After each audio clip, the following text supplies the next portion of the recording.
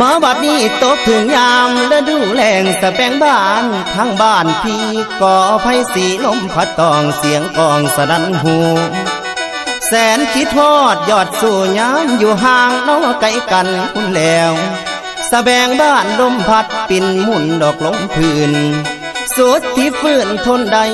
อุกภายในหัวใจพี่นางเอ้ยนางไงกูละอายนี่หนพรบ่พรบอกข้านิ่งน้ำน้องเจ้าเรื่องเก่านอกข้างหลังคุณแล้วมันยังฝังในใจเสียจ้องจำเด้อจิตอายคำที่สายเคยเว้าไว้น้ำสาวเบิดทุกสิ่งคำคำเอ้ยคำความที่ยิ่งบอกนั้นยังจำอันแม่นบ่มาน้องว่าน้องฮัก